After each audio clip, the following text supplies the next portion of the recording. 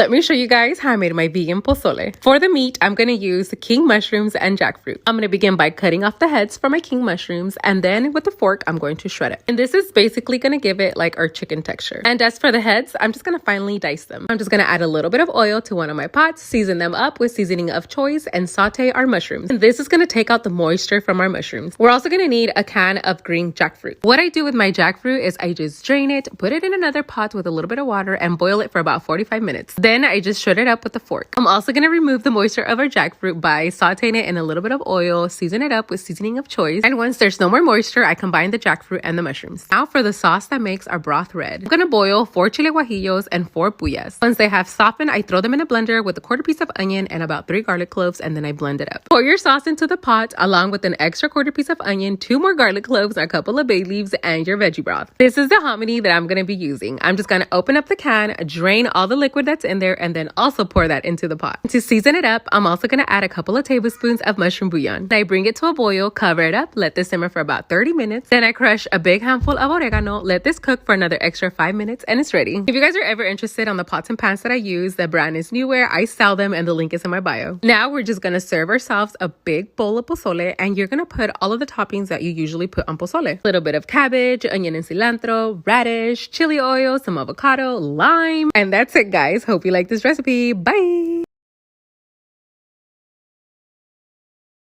Let me show you guys a quick Christmas hack. For Christmas, we have buñuelos, right? But not all of us have the time and patience to make them. So what I do, and guys, this is a secret. So please, if you do this, do not reveal the secret. You're gonna go to your grocery store and buy raw flour tortillas. Poke a couple of holes in them, and then you're going to fry them. You're gonna drain them for a bit. Meanwhile, you're going to mix sugar and cinnamon. Then you grab your buñuelo, coat them in that flour cinnamon mixture, and that's it, guys. You just made homemade buñuelos. This is something that I do every year, and I never told anybody until now. So if you do this, shh, don't say nothing. Hope you like this recipe. Bye. Let me show you guys how I made my dragon passion fruit lemonade. I saw this huge dragon fruit at the grocery store and I had to get it. I don't know about you guys. I think dragon fruit is probably one of the most good looking fruits there is. I'm only using half of it because it was a big papa one. Always reserve some for garnish. Now, these are passion fruits. It was my first time ever seeing one, opening one, and tasting one. Yeah, the inside does look kind of funky, but oh my God, I tasted this fruit for the first time and let me tell you, I'm obsessed. Probably my second favorite fruit. Don't forget to reserve some for garnish. I know how crazy you guys go when I call something lemonade and I end up using limes. Okay, well today we're gonna use lemons. So I just peeled 2 lemons and then throw everything in the blender, blend everything until smooth and strain it. Pour everything into my 2-quart pitcher, add some water and ice and mix. And this is the perfect time for you to check for sweetness. If it needs more sugar, add more sugar. If it's too sweet, just add more water. To garnish my cup, I'm gonna dip it in this delicious Chilito Loco rim dip. I'm gonna tag them down below in case you guys are interested in buying any of your own rim dips. Now I'm gonna fill up my favorite cup with ice and add a tablespoon of garnish because Joseph ate all the garnish. I'm gonna add a lemon slice to my rim, a matching straw, and there you have it, guys. Dragon passion fruit lemonade. Hope you like this recipe. Bye!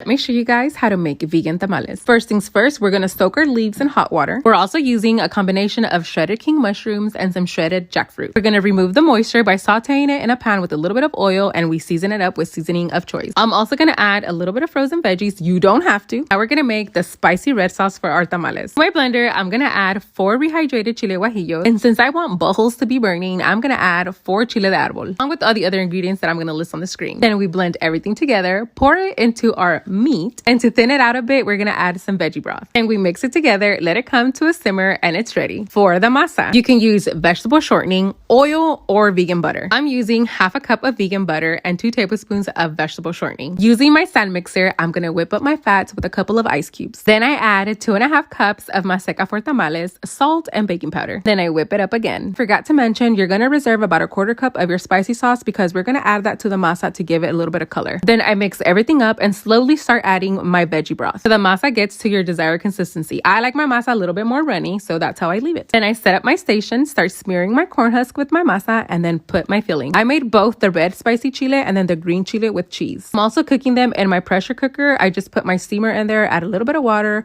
These took a little bit longer than 20 minutes. They took about 40 minutes. Once they come out, they are piping hot. So the masa may look a little bit on the soft side, but as long as it doesn't stick to your corn husk, then your tamal is ready. I didn't show you guys the green ones because my sisters ate them, but this is what the red ones look like. Hope you like this recipe. Bye! Hi guys, so I want to share with you guys my current snack obsession, or the snack that I've been obsessed with basically, and it involves pomegranate seeds. I also got a new obsession with passion fruit. So I decided, since I've been liking passion fruit and I love pomegranate seeds, I decided to put them together. And it may not look as appealing, but oh my gosh. Oh, let me show you what it looks like. So here you have the pomegranate seeds and the passion fruit. The passion fruit looks kind of funky, but oh my gosh, the flavor. The flavor. I think it needs some more. This, we're also gonna add some tahini. I mix everything. So here I have my bowl with pomegranate seeds and my passion fruit with tahini.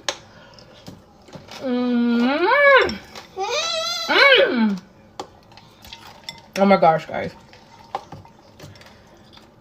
Is it yummy? Okay. You guys really need to try this. Like, I'm not even kidding when I tell you guys it is the best thing that I've ever had. Oh, I think so. Nine.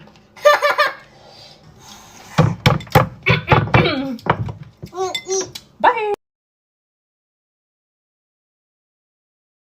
Let's pack today's lunchbox for my friends and followers. Today I'm making them caldo de res. It's been a while since they've been asking me to make them a caldo de res, and lately it's been freezing balls here in California. So today's the day I get to spoil them. So I'm gonna begin by making the broth. In a big papa pan, I'm gonna add some onion, garlic, bay leaf, salt, chicken bouillon, beef bouillon. Once the beef has softened, I start adding my veggies. And actually, this is a huge process. So if you guys need a detailed video, let me know in the comment section. These are my big papa pans. They are from Newware. I sell them and the link is in my bio. Anyways, I'm gonna begin by putting all of the veggies in the bowl first. I add my potatoes, my carrots, my zucchinis, chayotes. Then I add the meat, and then I add the broth. A whole different container, I'm going to put the corn and the cabbage. I'm also going to add a piece of rib meat because I know some people like sucking on that bone, and a big scoop of rice. And what is a caldo de res without handmade corn tortillas? Like I said, I was going to spoil them because I know I've been neglecting my people. So I'm adding 3 to each order. I'm also going to cut up some toppings for their caldito. They're going to take some onion and some jalapenos, a couple of limes, and I didn't have chili oil. Usually I eat my caldo with chili oil, but I'm going to use the next best thing, which is the Valentina. Today they had the option between a soda or a blueberry lemonade, and they actually chose both. And that's it, guys. Now I'm just gonna hurry my ass up, get everything ready for them, all of their caldos, their toppings, the rice, tortillas, and their drinks, and then they come and pick up during lunchtime. Boop. Can't forget to tap that little salsa.